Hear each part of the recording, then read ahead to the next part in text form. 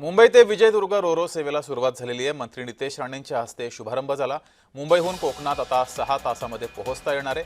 मुख्यमंत्री देवेंद्र फडणवीस यांच्या dream project असलेली M2M रोरो प्रवासी वाहतूक सेवा याचा शुभारंभ भाऊचा धक्का येथे झाला। त्यानंतर विजयदुर्ग बंदर येथे पहिली प्रवासी फेरी पोहोचली। विजयदुर्ग बंदरामध्ये प्रवासी दाखल झाल्यानंतर त्यांचं जंगी स्वागत केलं गेलं।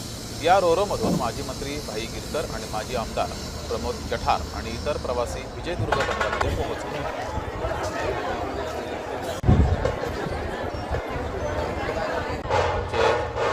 प्रतिनिधी सुरेश कौळगेकर यांनी आढावा घेतलेला आहे, तो पाहूया। तब्बल 45 वर्षानंतर कोकणात ही प्रवासी बोट M2M रोरो सेवा आहे ती आज अखेर आलेली आहे। M2M M प्रिन्सेस ही जी रोरो सेवा आहे तिची जी सर्वांना उत्सुकता होती, मात्र आता ती कुठेतरी संपलेली पाहायला मिळते। मोठ्या प्रमाणात जे इथले नागरिक असतील त्यांनी इथे या येणाऱ्या प्रवाशांचा आणि त्याचबरोबर मंत्री नितेश राणे यांच्या स्वागतासाठी सज्ज झालेले पाहायला मिळतात।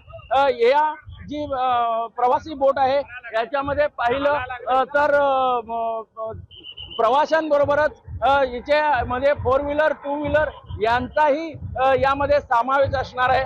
मात्र आज बघितलं तर याच M2M बोटीतून बघितलं तर महाराष्ट्र राज्याचे मत्स्य व बंदरे विकास मंत्री नितेश राणे हे या बोटीतून प्रवास करतायत। सकाळी या बोटीचं जे उद्घाटन आहे ते सकाळी 8 वाजता हे झालेलं होतं। भाऊचा धक्का येथे हे उद्घाटन झालं आणि त्यानंतर ही जी बोट आहे ती अखेर विजयदुर्ग बंदरात इथे दाखल झालेली पाहायला मिळते। त्यामुळे मोठ्या प्रमाणात कोकणवासियात जो उत्साह आहे तो पाहायला मिळतो। होळीच्या 1 दिवस अगोदरच कोकणवासियांना ही जी संधी आहे ती मिळालेली आहे।